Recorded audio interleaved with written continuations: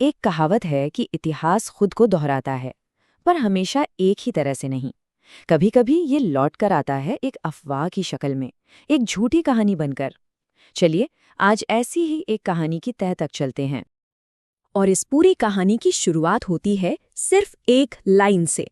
एक ऐसी लाइन जिसने मानो इंटरनेट पर आग ही लगा दी और अटकलों का बाजार गर्म कर दिया।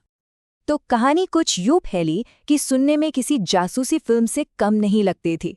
एक ऐसी कहानी जिसमें दुनिया की बड़ी बड़ी ताकतें आमने सामने थी। आरोप ये था कि शंघाई सहयोग संगठन की बैठक के दौरान एक बहुत बड़ी एक जानलेवा साजिश को नाकाम किया गया। कहानी बिल्कुल किसी फिल्म की स्क्रिप्ट जैसी लग रही थी। और दिलचस्प बात यह है कि इस कहानी में जो डिटेल्स थीं वो कमाल की थीं। इतनी बारीक और ड्रामा से भरी हुई कि ऐसा लगे जैसे सीधे किसी जासूसी नॉवल से उठाकर रख दी गई हों।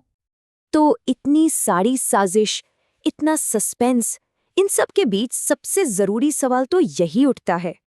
तो चलिए अब जरा इस कहानी की चीर फाड़ करते हैं। इसकी एक एक परत को हटाकर देखते हैं कि आखिर सच क्या है।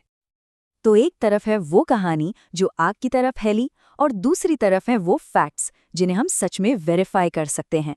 और दोनों के बीच जमीन आसमान का फर्क है। तो बात यह है कि कोई कहानी वायरल होने के लिए सच हो ये जरूरी नहीं होता। उसे बस लोगों के मन में पहले से मौजूद शक, भावनाओं और यकीन से जुड़ना होता है। बस इतना ही काफी है। अब ये जो पूरी कहानी है, ये जितनी नई लग रही है उतनी है नहीं। असल में इसका जो पैटर्न है, जो स्क्रिप्ट है, वो बहुत पुरानी है। एक जानी पहचानी स्क्रिप्ट। और अगर ये कहानी सुनी सुनाई सी लग रही है तो उसकी एक वजह है, क्योंकि पिछले 75 सालों में हम ऐसी ही मिलती जुलती कहानियां बार बार देखते आए हैं। जब इन सारे मामलों को एक साथ रखकर देखा जाए तो एक पैटर्न साफ नजर आता है। एक बड़ा लीडर, किसी दूसरे देश में एक रहस्यमयी घटना, और एक ताकतवर न दिखाई देने वाला दुश्मन। और ये फॉर्मूला काम क्यों करता है? क्योंकि ये एक ही तीर से दो निशाने लगाता है। ये लोगों के राष्ट्रीय गौरव को भी छूता है और उनके मन में गहरे बैठे शक को भी हवा देता है। तो फिर सवाल वही है, आखिर इन कहानियों में ऐसा क्या है? चाहे वो पुरानी हो या नई, ये लोगों के जहन पर इतनी मजबूत पकड़ कैसे बना लेती हैं? अक्सर शक की जो पहली चिंगारी होती है ना, वो घटना के सबसे करीबी लोगों के मन से ही निकलती है। क्योंकि वही लोग होते हैं जो सरकारी कहानी में उन छोटी छोटी गड़बड़ियों को पकड़ पाते हैं। और होता क्या है कि सालों तक सरकारी जांच चलती रहती है, लेकिन सच सामने आने के बजाय मामला और उलझ जाता है। सुभाष चंद्र बोस के केस में यही हुआ। 3 कमीशन बैठे और नतीजा, रहस्य और भी ज्यादा गहरा हो गया।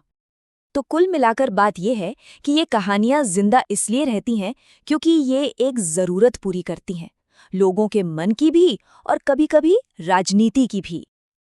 तो ये तो हुई पुरानी बातें, लेकिन आज के जमाने में 21वीं सदी में ये सब कैसे जुड़ता है?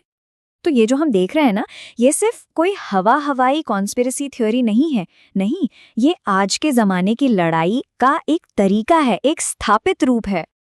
और इस नई लड़ाई में जो सबसे बड़ा निशाना है, वो कोई जमीन का टुकड़ा या कोई शहर नहीं है। असली निशाना है लोगों की सोच, उनकी समझ, उसे अपने हिसाब से ढालना। क्योंकि आज की दुनिया में सच क्या है, इससे ज्यादा ताकतवर ये हो जाता है कि लोग सच किसे मानते हैं। और यही भू राजनीतिक संघर्ष का बदला हुआ चेहरा है। ताशकंद से लेकर तियानजिन तक एक बात साफ है, हथियार हमेशा कोई बम या गोली ही नहीं होता। कभी-कभी हथियार सिर्फ एक कहानी होती है। तो अंत में सवाल यही बचता है, जब सच ही सबसे पहले मारा जाता हो तो फिर इस जंग को जीतता कौन है? ये एक ऐसा सवाल है जो आज के दौर में बहुत अहम हो जाता है।